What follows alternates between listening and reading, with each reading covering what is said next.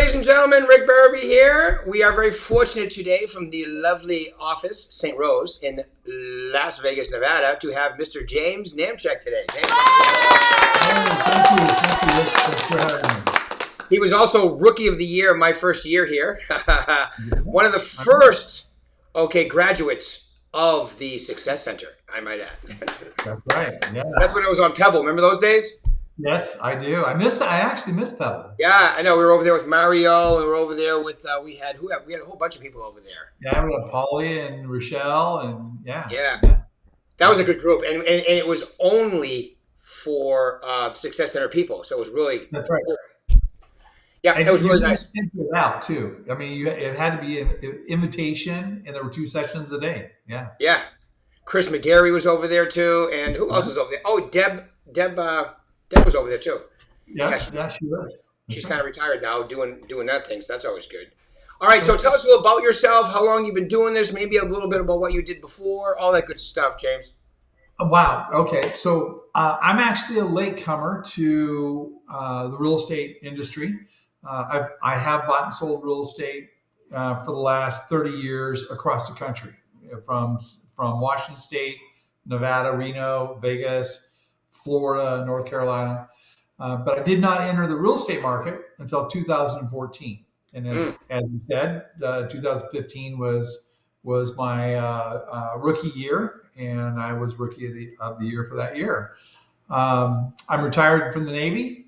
And then after I retired from the Navy, I got into the gaming industry. I was vice president of regulatory compliance for a couple of different gaming manufacturers. And I kind of decided I wanted to take my destiny into my own hands at the ripe old age of 57, or I'm sorry, 54. I got good at it at 57. 54 is when I entered the real estate industry. And as I say, the rest is history. Yeah, it's been good to you, and thank you for your service. And I love your flag back there over your shoulder. Oh, that's my retirement clock, my shadow box. Yeah. Oh, that is cool. That is cool. Yeah. All right, cool. So tell them a little about your first year, how that went for you, and you ended up being rookie. And a lot of that happened in the second half of the year for you, didn't it? Yeah, it did. It was really interesting. As I said, I was a latecomer to the real estate industry, and I was here every day, and I was at the Success Center, and I did role play. The first 6 months were really tough for me. I was on the phones every day. I was making phone calls. I was getting a few appointments, but not many. And then I got better at the phones and better at appointments, and also figured out that maybe the phones weren't the best for me. Mm-hmm. And I started doing some open houses. Right. And I started doing the active, aggressive, high impact open houses. And I started doing businesses. So my first year, I did 11 transactions my first year. That successfully closed. I actually had 15. So I had 4 that didn't. But those were all in the last half of that year. It was in 6 months is what that was. Yeah, and let's just so everybody understands, you were still prospecting. You were just using the open house as an excuse to prospect. You go out knocking the neighborhood, calling the neighborhood, having your own board set up there. They would come in, you'd qualify. So you had it was almost like you had a free retail store. Through the weekend. My office, every open house I treated as my office. So yeah, it was my retail store. And Rick, you've heard me say this a number of times, is that it was the activities I did to make the open house successful. The open houses were all successful, but it was really the activities to get that open house successful that generated business for me. Yes. Yeah. As a matter of fact, you were so good at it. For 3-4 years, I was using you at Success Series to do the open house class, which was very good. And then we moved in. Now that I do the CE, it's a little different. But yeah, so you were doing really well with the open houses. And really, you took my definition. It's an open house is an excuse to prospect. It turns into a free retail store to collect leads if you do it right. You were like the master at that. So good job. That's right. As a matter of fact, I still teach the open house classes in the offices. That's right. So Down at St. Rose. every other month, I teach a class. Yeah. Cool. Awesome. Awesome. And I know you also part of your advertising on social media and so forth is designed around working with veterans too, isn't it? Absolutely. Yeah. When I work with veterans, because I have that connection, if they're selling, I pay their brokerage administrative commission fees, and I'm a certified relocation specialist for the military. So yeah, I want to take care of my vets. Yeah, it's good, especially with the market changing a little bit. That VA loan, I think, is going to be very helpful for a lot of them. I think so. Absolutely. I mean, it's helpful no matter what. It's a great loan. Yeah, it's typically better rates as well. So yeah, it sure does. But you can still buy that rate down too, can't you? Absolutely. Yeah, absolutely. Get the seller to contribute even more to buy the rate down. That's what I would be doing right now with my listings for sure. Yeah, we've done that a couple of times where instead of contributing to the actual closing costs, it's actually contributing to buying the rate down. Absolutely. Right. Yep. Right now, it's all about price or patience, right? Price or That's patience. right. That's right. Yeah. Well, as our lender says, marry the house and date the rate. So yeah, I love that. I interviewed him on Tuesday too. He's great. Yeah, John with Prosperity. Yeah, absolutely. Yeah. The date the. I mean, excuse me. Marry the house, date the rate, because That's right. It's very possible. When our administration that we currently have continued, all right, this is not political. I'm just saying they continue to slow this market down by raising that base rate because they're behind the eight ball. Right.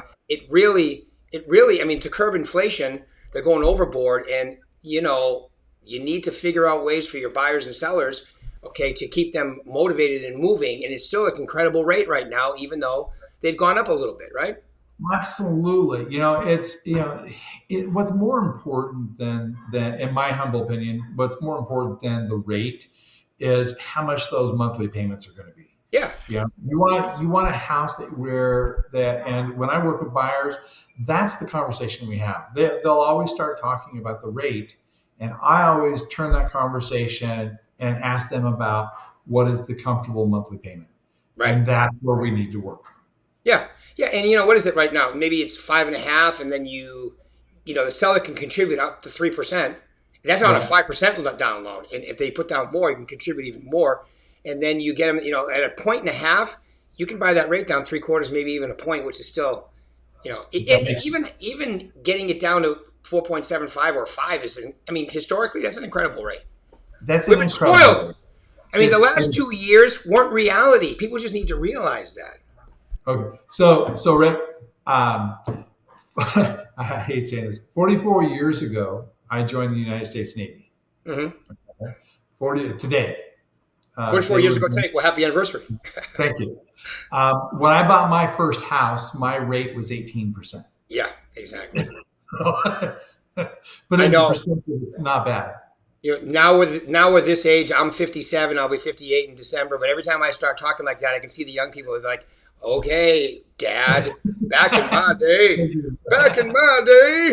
when my first house I bought, it was 9.999999 1 year adjustable, and it was so I hear you. But these people that have only been in the market the last 3-4 years, they're like, what? The rate starts with a 5? That's crazy." Right? No, not really. It's really not that crazy. Well, and it's our job to educate them. And like I said, if you do it right, it's not an issue. Yeah, and even at 5%, like 35-40% of your payment goes to principal reduction. You Absolutely. Get to 6 and 7, it's like 20%. Yeah. So it's still. You take the whole thing plus, and I did a video on this. I don't know if you saw it, but so people say to me, well, when's the best time to buy? Well, 5 years ago. Well, what's the second best time to buy? Well, like 2 years ago. So now, since we can't fly against the Earth's rotation and turn back time, now's the best time to buy. Because what are you going to penalize yourself further because you waited? There is no situation where renting compares to buying right now. None. Buying is way better. And if you're in the position where you can buy, you should buy, because You're absolutely right. And as I have had this discussion a number of times, especially recently with family members, that if you don't do it today, you're still losing out Right. because you're behind the eight ball. You're just behind. You need to do it Buy the today. home, date the rate, baby. That's Woo! right. That's right. Because you can refinance, which is tax deductible, right? Well, yeah. And You can that's always the case. Yeah. When the rates do drop, Yeah. and it's expected they're going to go down, Right. then is the time to refinance and take advantage. Yeah, and the great part is I didn't realize this. You can actually, like, let's say you refinance and you have 26 years left, you can refinance at a 26-year mortgage. That's right. Yeah, or 15 or 18, whatever. So if you're going to lower your payment and lower the rate, maybe you just jack the years down to where you have the same payment, and now you actually have less years. That's right. Just a thought. All right. So James, before we run out of time here, as a successful agent coming out of the gate hot, like you had a slight unfair advantage. You had a business background, you had a work ethic, being in the Navy, all that good stuff, and then you applied it to real estate. But give them what would be like 3 great ideas you would tell them as an agent who's starting out, or even an agent who wants to take their business to the next level? What would be 3 real important things to consider? Now, the first and foremost is be committed to the success. Okay. You have to be committed. You have to stay on target. You have to take and do the activities to be successful. And, you have to understand what your job is. When I mentor a few agents and I tell them all the time, your job is to talk to how many ever people you need to be success. Mm-hmm. And that if you want to do 20 transactions a year, then you need to talk to 20 people every day. That's it. Right. And that should be your job. All of the rest of it, all of the pieces will fall into place if you do your job. And your job should be to talk to how many other people you need to talk to meet your goals.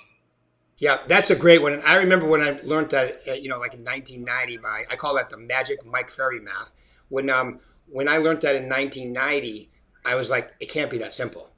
And actually, it wasn't that simple, because if you actually follow that math, you'll probably close 24 deals. You'll probably go over. Yeah. You know what I mean? So, yes, awesome. That's a great one. Give us another couple. Be consistent, and that plays hand in hand. And then the last one is don't get discouraged. Everybody hits a roadblock. Everybody, gets beat up.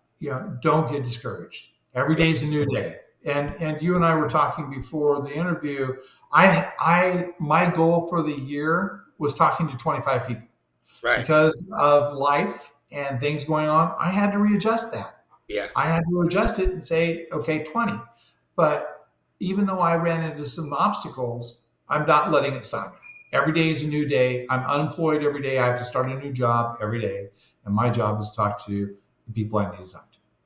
And I always say, wouldn't it be great if the whole country's attitude was, I'm unemployed every day. I have to earn. What? That would make sense. There would be some changes up there. I think it'd be great. I was talking to a new agent yesterday, and he was complaining. I go, well, ask yourself this. If you were the boss, would you fire yourself? I love it. Would you still have a job? He goes, I better work harder. I says, well, there you go. There you go. Yeah, and speaking of consistency, tell them a little bit of how you use the VAC and in your videos to stay in touch with your current clients and your sphere. I think that'd be very valuable for them to hear, so maybe some of them would adopt and use it. I am a strong believer in the Virtual Agent Center. I use that as my CRM.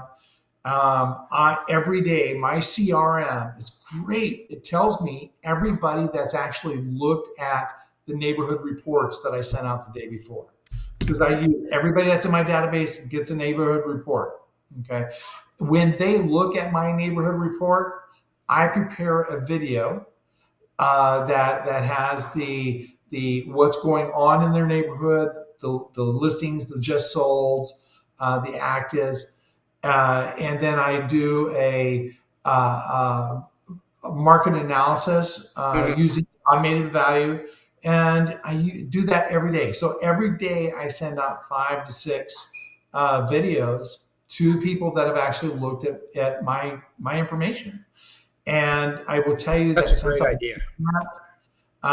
the responses that I get are just out of this world. They're everybody. It's all about showing value, Yeah. and when you show value, because I'm responding to something that's important to them, you're going to be successful. Yeah. No, it's such a great idea because, the neighborhood report is very detailed, hyper local, gives them all the information about all the stuff around their house. Right. That's why I like the combination of the neighborhood report and the newsletter, because the newsletter is more national, right? Gives them national news. And if you separate them by like 2 weeks, every 2 weeks they're getting a very valuable email from you. And like you say, when they open it, talk about how on top of things and, large and in charge you look. When they open it, then they get a video from you. Yes. Hey, John, I see you opened the video, and then you give them that's such a great idea. I just love it every time I think of it. Yeah, it's and like I said, the responses I've gotten from the clients is that, hey, James, I'm not doing anything yet, but when I do, I'm going to use you. Please keep sending those reports.